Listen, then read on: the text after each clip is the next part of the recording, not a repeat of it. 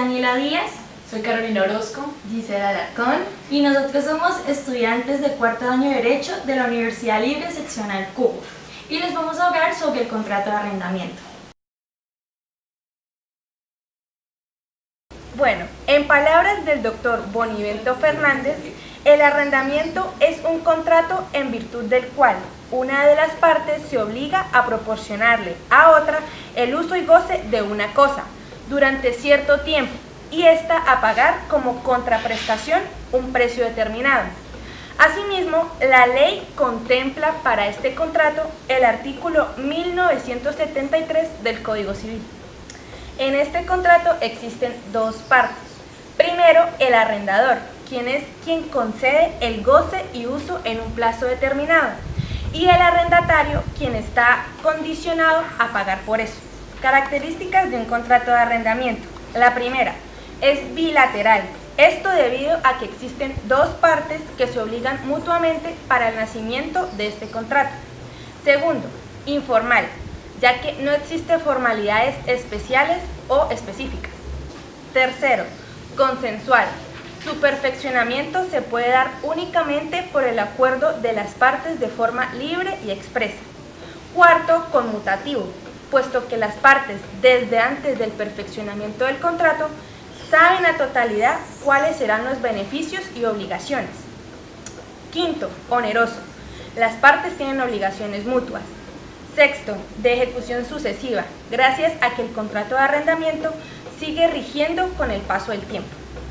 Séptimo, principal, ya que no depende de un contrato que lo preceda. Octavo, nominado, puesto que está explícitamente previsto en el ordenamiento civil. El contrato de arrendamiento requiere unos requisitos especiales, los cuales los encontramos en el artículo 1502 del Código Civil. Y además encontramos una particularidad especial y propia del arrendamiento, como lo es el precio, el cual está estipulado en el artículo 1973 del Código Civil. El primer requisito es la capacidad. Puede ser entendida como una aptitud que posee una persona para poder obligarse en una relación contractual. Por lo tanto, la capacidad se divide en dos: capacidad de goce y capacidad de ejercicio. La primera hace alusión a esa capacidad que todos poseemos por el simple hecho de ser personas, y la capacidad de ejercicio es la que hace referencia a, por ejemplo, en Colombia está regido desde los 18 años, en la cual una persona puede ejercer directamente estos derechos y contraer obligaciones. El segundo requisito es el consentimiento.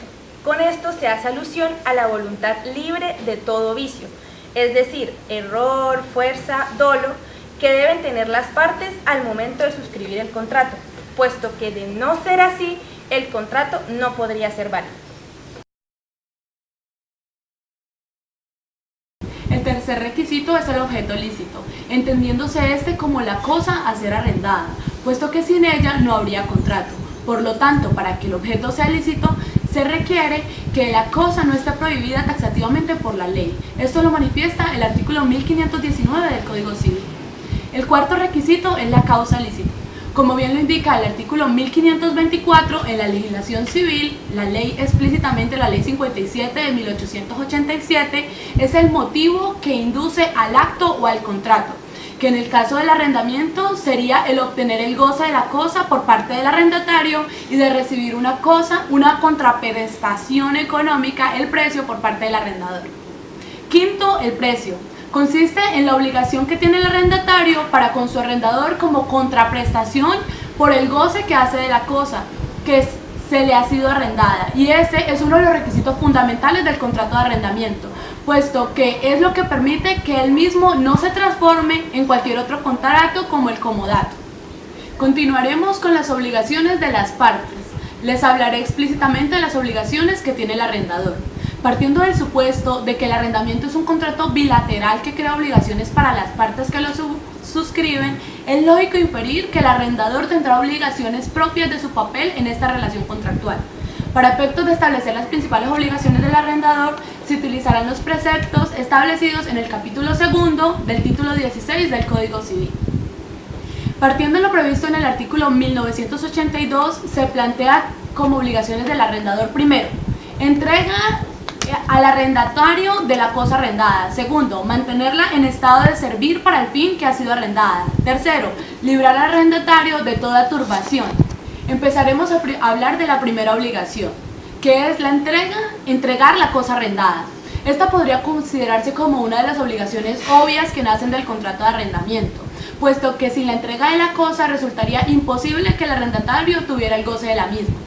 Asimismo, si el arrendador incumple esta entrega, tendrá que afrontar determinadas consecuencias, como es el caso del artículo 1983, que da lugar al arrendatario que, en caso de que incumpla con la entrega, pueda decidir si quiere desistir del contrato y además exigir el pago de los perjuicios ocasionados por la decisión o culpa del arrendador, sus agentes o dependientes. Pero si en vez del incumplimiento se habla de mora en la entrega de lo que se podrá exigir, será el pago de perjuicios por la mora, o si en razón de la mora se da un cambio significativo en las circunstancias o motivos que dieron origen al contrato, hay un deterioro importante en la cosa, así como la disminución de las utilidades que dará el contrato de arrendamiento, se podrá desistir del contrato, quedándole a salvo la indemnización de perjuicios, siempre que el retardo no provenga de fuerza mayor o de caso fortuito.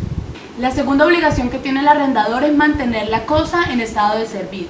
Con esto se hace alusión a la responsabilidad inherente al arrendador por velar que la cosa que está arrendando no se vaya a deteriorar con el uso, o que si se deteriora, ya sea por el uso o por alguna otra circunstancia como fuerza mayor o caso fortuito, se hicieren todas las labores propias con miras a reparar la cosa.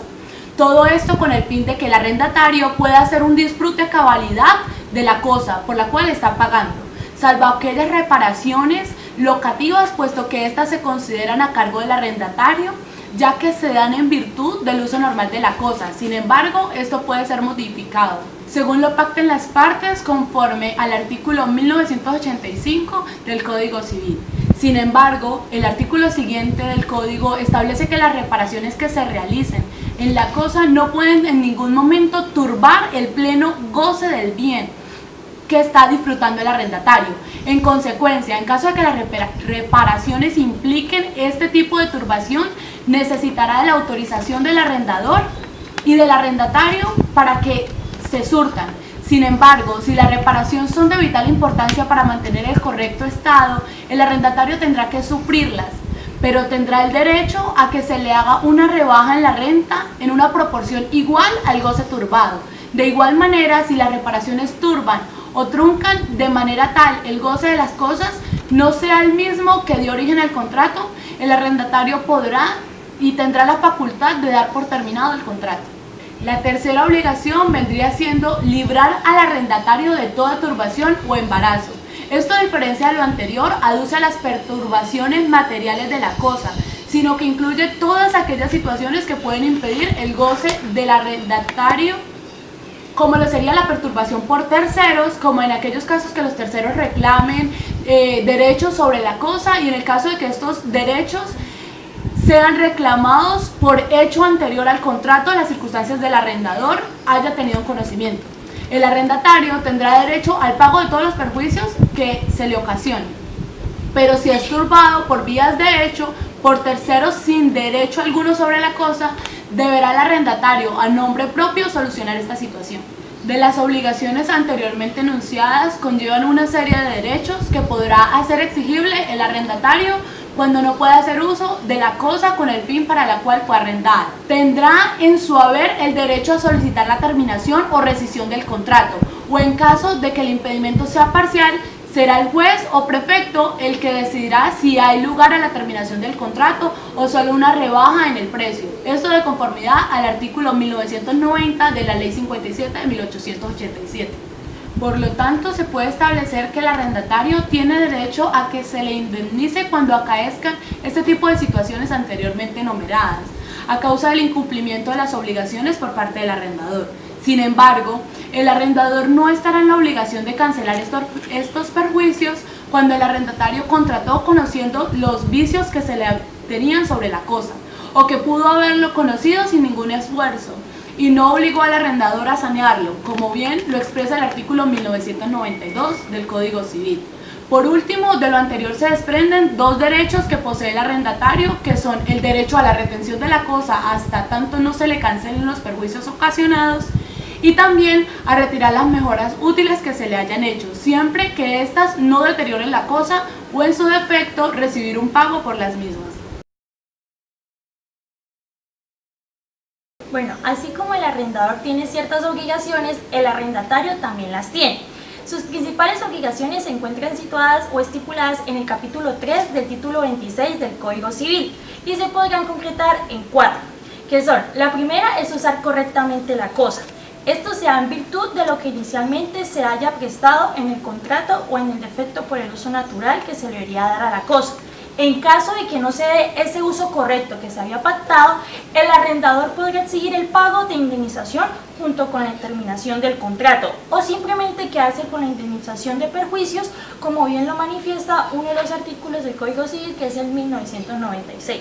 Bueno, la segunda obligación que tiene el arrendatario es conservar la cosa arrendada.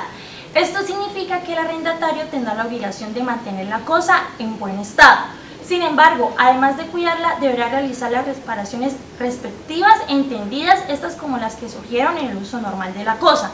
Es decir, si por ejemplo arriendan una casa, la persona tiene que estar pendiente de que el techo no esté abrigado con gotas, que debe estar pintada, que tiene que estar en total buen estado, así como se lo entregó el arrendador. La tercera obligación es el pago del precio. Deberá hacerse en los periodos pactados y si no está estipulado se hará según las costumbres del país, pero si no existe ninguna de las anteriores según las reglas que enuncia el artículo 2002 del Código Civil.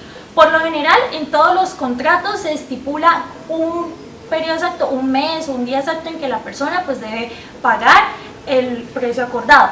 Hay casos en que hay disputas para pagar, para aclarar qué precio van a utilizar para arrendarlo, pero sobre el precio para aclarar estas disputas, este conflicto se dirimirá a través de un perito que determina el precio justo y las costas que conlleva este servicio será dividido entre las partes, es decir, tanto el arrendatario como el arrendador deben pagar este perito. La cuarta obligación se da cuando se termina el contrato.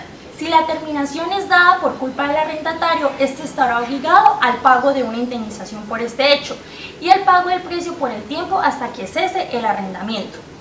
Además, el arrendatario deberá hacer la restitución de la cosa arrendada en las mismas condiciones en las cuales se le fue entregada, sin observancia del deterioro normal y legítimo. Ahora vamos a hablar sobre la expiración del arrendamiento de cosas. Para lo propio se recurrirá a las causales y situaciones que proveen el artículo 4 del título 26 de la ley del Código Civil.